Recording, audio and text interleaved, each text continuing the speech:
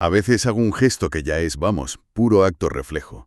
Sacar el móvil del bolsillo. Ajá. Y me doy cuenta de que tengo el mundo entero ahí, en la palma de la mano. Es tan normal que se nos olvida el ritual que era antes conectarse a Internet. Uf. Yo tengo grabado a fuego ese sonido, esa especie de sinfonía robótica del módem, marcando un número de teléfono. Y el silencio tenso que venía después, esperando a que por fin se estableciera la conexión. Eso, Y que nadie en casa levantara el auricular, claro, porque te cortaba todo el invento. exacto. Y luego la paciencia. La paciencia de monje tibetano para descargar una sola canción, que fácilmente podía llevarte toda la noche. Bueno, sí. Hoy vamos a analizar precisamente ese viaje increíble.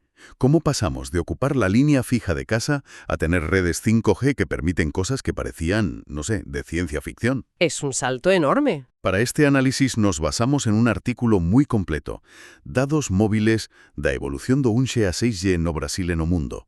La idea es desgranar esa evolución, entender la carrera tecnológica que se está librando ahora mismo y sobre todo ver los desafíos que un país como Brasil tiene por delante para no quedarse atrás. Es que para entender el presente hay que recordar que Internet no nació en un bolsillo. Para nada. Sus orígenes, en los 60 y 70, fueron experimentos militares y académicos en Estados Unidos. El objetivo era muy práctico: crear una red descentralizada, resistente, para intercambiar mensajes entre ordenadores lejanos. Y a nivel popular, ¿cuándo llega? Pues el artículo lo sitúa bien. En Brasil, la llegada oficial no fue hasta 1988, conectando la FAPESP, que es un centro de investigación de São Paulo, con Estados Unidos. Pero claro, eso era para una élite científica. No era para el común de los mortales. Para eso tuvimos de esperar a los 90 y a que los ordenadores personales empezaran a entrar en las casas. Exacto. Y recuerdo perfectamente esa liberación que supuso el Wi-Fi, el poder moverte por fin con el portátil sin estar atado a un cable. Pero la verdadera revolución, la que cambió las reglas del juego para siempre, fue cuando Internet se hizo móvil. Y aquí el artículo subraya un punto fascinante que a menudo pasamos por alto. ¿Ah, sí? Y es que el impacto de esa revolución no fue el mismo en todas partes. En Estados Unidos, por ejemplo, la mayoría de la población ya tenía un ordenador en casa. Claro, ya estaban conectados. Eso es. Para ellos, los datos móviles fueron un salto hacia la autonomía. Mapas en tiempo real en el coche, poder mirar el email fuera de la oficina, fue una extensión de la vida conectada que ya tenían. Entiendo. Fue una evolución natural para ellos, una mejora sobre una base que ya existía. Pero me pregunto si eso no hizo que subestimaran su impacto real. Justo. Mientras que en otros lugares fue una auténtica explosión. Como en China, supongo. Justo, eso es lo que pasó en China. Allí el escenario fue completamente distinto. Gracias a una inversión estatal masiva y al surgimiento de gigantes como Huawei y ZTE, millones de personas tuvieron su primer contacto con Internet directamente a través del móvil. Se saltaron el paso intermedio. Se saltaron por completo la fase del ordenador de sobremesa. Para ellos, Internet nació siendo móvil y eso reconfiguró su sociedad de una forma mucho más rápida y radical. Dos caminos muy diferentes para llegar al mismo punto de hiperconectividad. Pues vamos a ver cómo cada G de la tecnología móvil ha ido construyendo ladrillo a ladrillo el mundo en el que vivimos hoy. Me parece perfecto. Empecemos por el principio, por la 1G. El artículo la describe en Brasil como algo casi de élite. Totalmente. Era tecnología analógica, carísima y restringida a un círculo muy pequeño de ejecutivos y gobierno. Y los móviles eran enormes, ¿no? Los famosos tijoloens, que significa literalmente ladrillos. Y el nombre les hacía justicia. Eran pesados, la señal era inestable, solo servían para llamar por voz. Solo voz. Sí. Y la cobertura se limitaba a las grandes capitales.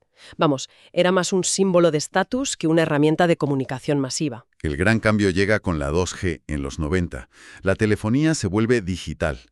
Y con ello, una novedad que lo cambió todo: el SMS. Hoy nos parece prehistórico. Prehistórico. Pero fue una revolución silenciosa. Es que fue un cambio fundamental en el comportamiento humano. Con la 2G, la comunicación deja de ser solo por voz.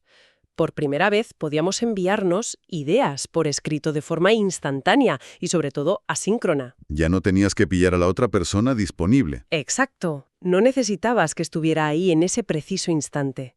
El SMS parece simple ahora, pero fue el embrión de toda la comunicación que domina nuestras vidas, desde WhatsApp hasta Slack. Y entonces llegó la 3G a finales de los 2000. Y aquí es donde la Internet móvil empieza a ser útil de verdad, aunque con matices. Con muchos matices. Recuerdo perfectamente la frustración del 3G. Intentar abrir un mapa en una ciudad desconocida y ver cómo las calles se dibujaban baldosa a baldosa mientras tú ya te habías pasado 3 cruces. Era una prueba de paciencia. Era una promesa a medio cumplir.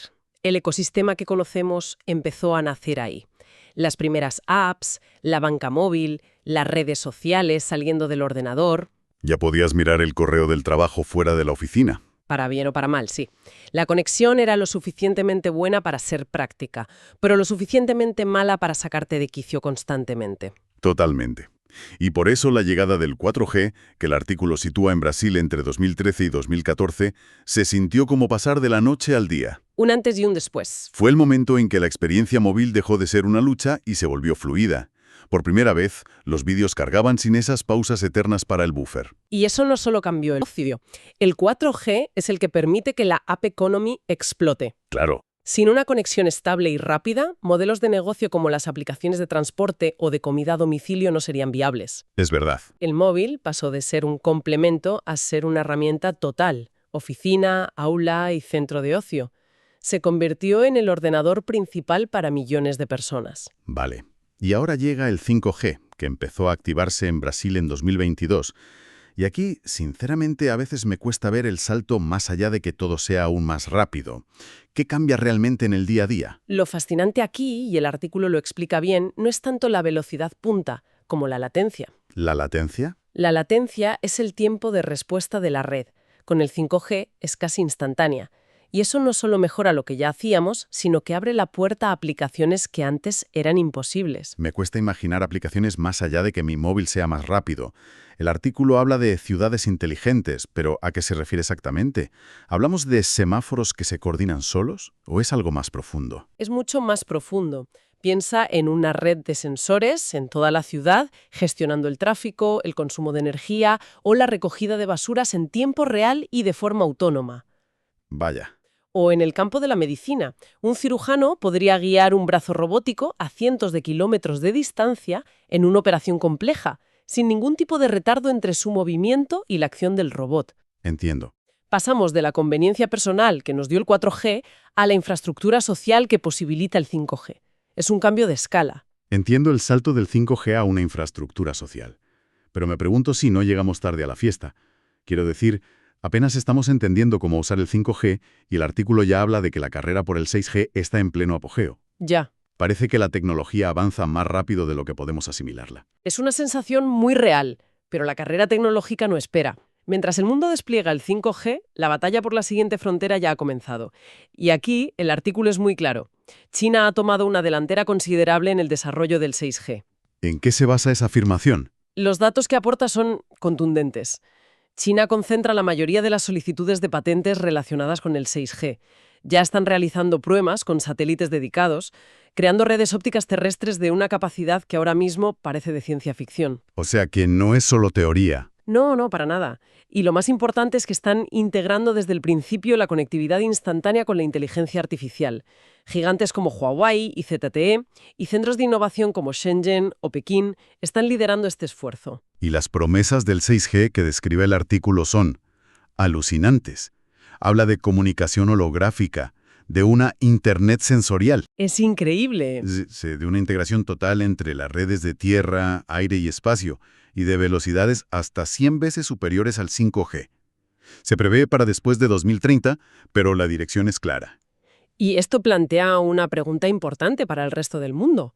¿Qué hacer? Claro. El artículo señala que un país como Brasil, por ejemplo, no está de brazos cruzados. Existe una iniciativa llamada Brasil 6G, donde universidades y centros de investigación ya estudian las posibles aplicaciones y las políticas públicas necesarias. O sea, que no es solo una cuestión de inventar la tecnología, sino de saber para qué la quieres. Exactamente.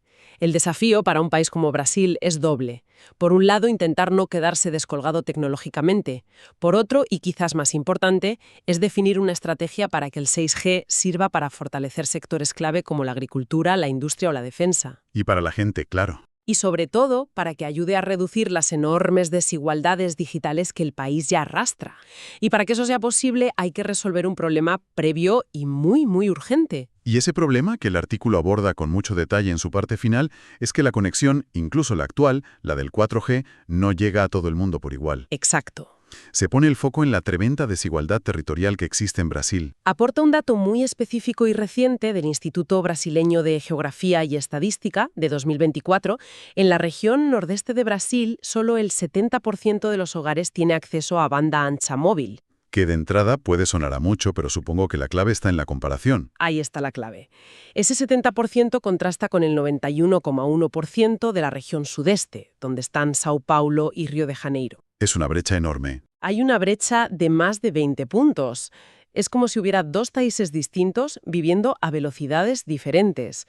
Este desequilibrio es tan grave que el artículo menciona una orden del Tribunal de Contas da Unión en 2025 para crear un plan nacional de inclusión digital. Un plan que no va solo de conexión, ¿verdad? No, un plan que debe ir más allá de poner antenas. ¿A qué te refieres? A que no basta con dar conexión.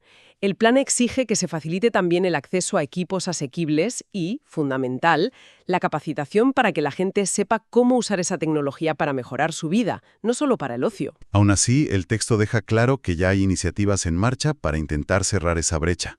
Menciona varias, como el programa Wi-Fi Brasil. Sí, que ha instalado más de 15.800 puntos de conexión gratuita por satélite. Que son muchísimos. Y el detalle interesante es dónde los han puesto. La gran mayoría, más de 14.000, están en escuelas rurales. La prioridad es la educación. También habla de computadores para inclusión, con casi 60.000 ordenadores donados, o de Internet Brasil, que ha distribuido casi 160.000 tarjetas SIM con datos a estudiantes. Sí, son varias líneas de actuación. Y las inversiones parecen serias. Son considerables, sí. La Estrategia Nacional de Escuelas Conectadas cuenta con 6.500 millones de reales para llevar Internet de alta velocidad a 140.000 escuelas públicas. Uf, eso es mucho dinero. Y hay un acuerdo con el Banco Interamericano de Desarrollo de 2.000 millones de dólares, del cual la mitad va destinada específicamente a la región amazónica, que es un desafío logístico y social gigantesco. Entonces, si conectamos todo esto, el panorama general es complejo. Por un lado, una carrera tecnológica hacia el 6G que parece imparable. Sí. Por otro, una realidad tozuda en la que a millones de personas ni siquiera les llega bien el 4G. Exacto. El verdadero desafío para Brasil y para muchos otros países no es si podrán desarrollar o implementar el 6G. La verdadera prueba es si serán capaces de usar la tecnología, la actual y la futura, como una herramienta efectiva para reducir las desigualdades. Que no aumente la brecha. Justo. La clave es que la innovación llega a las zonas rurales y a las periferias, que son las que históricamente se han quedado atrás. Entonces, ¿qué significa todo esto? Hemos recorrido un camino larguísimo en muy poco tiempo. Desde esos módem ruidosos hasta la promesa de un 6G que integrará nuestro mundo físico y digital. Es una locura si lo piensas. La conclusión del artículo es que esta historia es más que un avance tecnológico, es un reflejo de nuestra capacidad para convertir limitaciones en oportunidades. Y la clave es que el desafío ha evolucionado. Al principio, el reto era técnico, conseguir más velocidad. Más megas. Eso es. Ahora, el reto principal ya no es técnico, sino social. Es garantizar que esa velocidad y esas posibilidades lleguen a todo el mundo sin importar dónde viva. La revolución digital solo cumplirá su propósito si democratiza las oportunidades. Ya. De lo contrario, solo servirá para ampliar las brechas que ya existen. Para que el futuro no sea solo más rápido, sino también más justo. Hablando de ese futuro, el artículo deja caer un concepto que me dejó pensando. A ver. La Internet sensorial como una de las promesas del 6G.